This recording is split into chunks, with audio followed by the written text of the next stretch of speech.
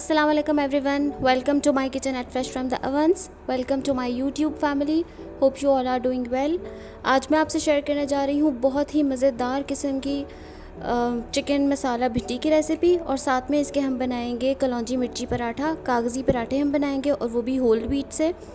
Healthy version of the parathas and yet so delicious कि एक दफ़ा you start eating you won't stop. So let's get started. बिस्मिल्लाहिर्रहमानिर्रहीम।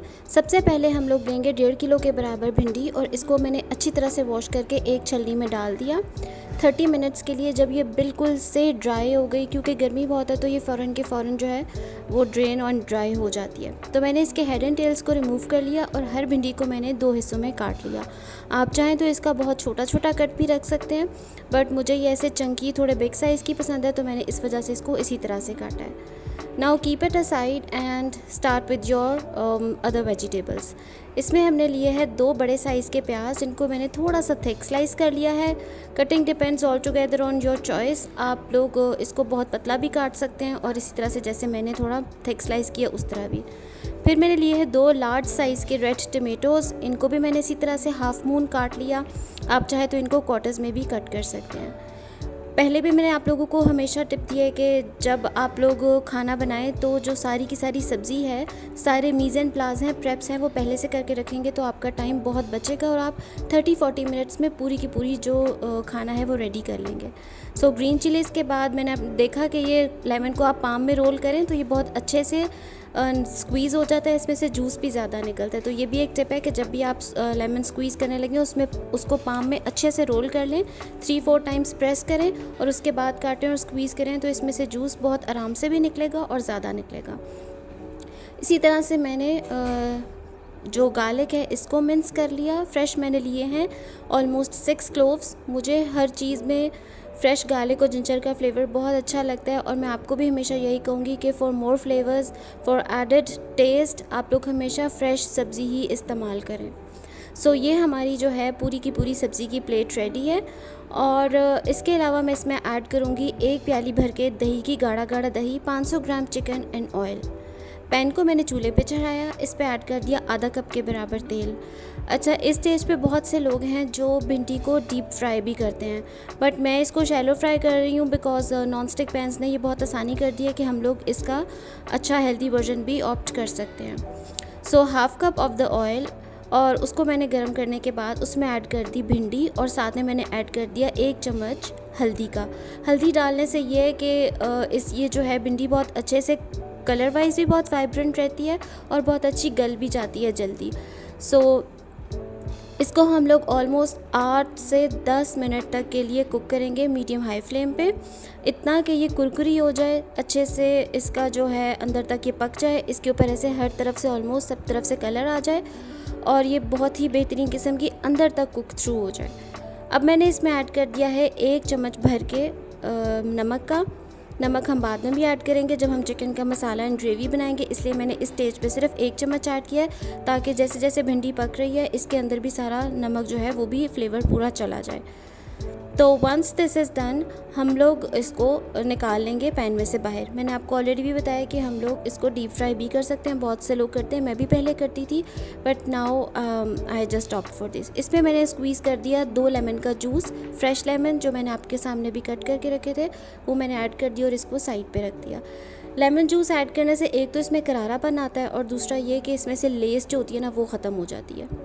अब उसी पैन में मैंने ऐड किया 4 टेबलस्पून के बराबर मोर ऑयल, और मैंने ऐड कर दिया कुचला हुआ लहसुन, मिंस्ड गार्लिक, कलौंजी और ज़ीरा। That's it. इसमें मैंने कोई बहुत ज़्यादा मसाले ऐड नहीं किए हैं, सिर्फ अभी मैंने इसमें कलौंजी और साबित ज़ीरा ऐड किया है।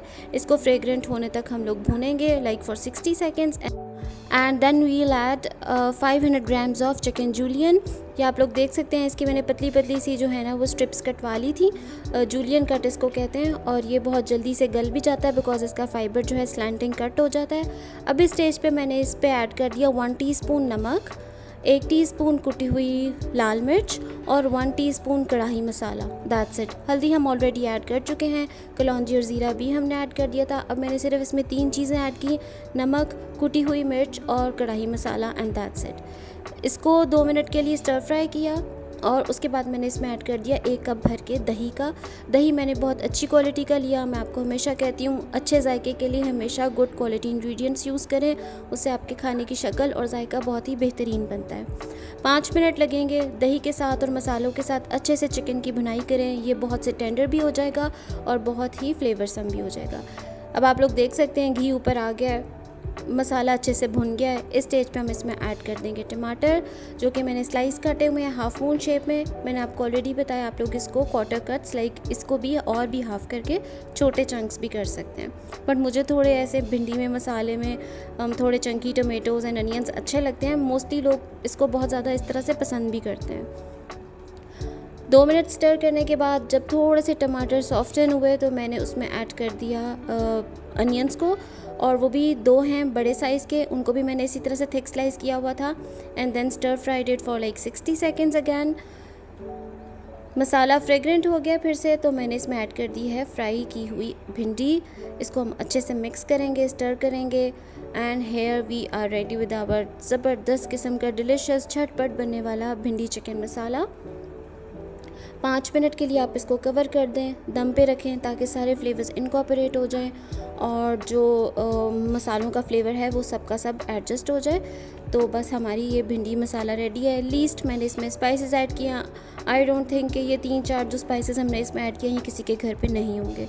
ऊपर से इसमें मैंने हरी मिर्चें फ्रेश काट के डाल दी, और बस सर्व करने से पहले थोड़ा सा फ्रेश कोरिएंडर जिसको मैंने चॉप कर लिया है बारीक सा, और साथ में थोड़ी सी और ग्रीन चिलीज़, उसके साथ हम इसको सर्व करेंगे।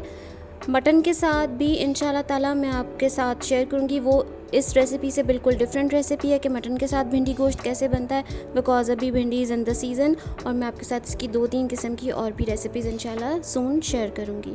अब हम बना रहे हैं अपना होल व्हीट मिर्ची कलौंजी पराठा। ये आप लोग देख सकते हैं मैंने लाल आटा लिया है, घर का गंदम का आटा, कोई मैंने इसके अंदर वाइट आटा ऐड नहीं किया है। सादे से मैंने इसके गोल पेड़े बनाए, उस पर मैंने घी लगा दिया, थोड़ा सा खुश्का डाला, और इसके ऊपर मैंने ऐड कर दी है नमक। ये नमक आप लोग देख सकते हैं, अच्छा सा स्प्रिंकल करें 2 चुटकियाँ भर के, और साथ में आप लोग ऐड कर दें सुरख मिर्च का पाउडर और थोड़ी सी कलौंजी। फिर से थोड़ा सा खुश्का ऐड करें और इसको रोल कर लें। खुश्का आप लोग प्रेफरेबली 2-3 चुटकियाँ जो हैं वो मैदे के पास रख लें, तो वो आप इसमें करें, लेयर्स में ऐड करें, तो उससे जो लेयर्स हैं ना वो बहुत अच्छी खुलती हैं। अब ये आप लोग देख सकते हैं मैंने इसके पेड़े कर लिए हैं। इसको बहुत ज़्यादा रेस्ट की भी ज़रूरत नहीं है, और ये कि ये पराठे इतनी इजी और जल्दी बन जाते हैं बिकॉज़ होल व्हीट का जो पराठा होता है उसमें बहुत ज़्यादा ग्लूटेन नहीं होता, तो उसको रेस्ट देने के लिए या फिर उसको बेलने के लिए आपको बहुत ज़्यादा वेट नहीं करना पड़ता। जैसे ही आप बनाए वो उसी की तरह जल्दी जल्दी जो है वो पराठे आपके बड़े बेहतरीन से रेडी भी हो जाते हैं। और सबसे बड़ी बात ये कि ये हेल्दी वर्जन है। अच्छी बात है कि आप लोग होल व्हीट के पराठे बनाएं, और इसका कॉम्बो कोई जो भिंडी के साथ है ना, you never know, this is just absolutely amazing. उसी तरह से आपने करना है, दोनों साइडों पे घी लगा के just keep rotating it on tawa, ताकि दोनों साइडों से अच्छी तरह सिक जाए और बहुत ही इवन कलर आए दोनों साइड्स पे। आप लोग देख सकते हैं जब भी मैं पराठे बनाती हूँ I keep rotating on the Tawa.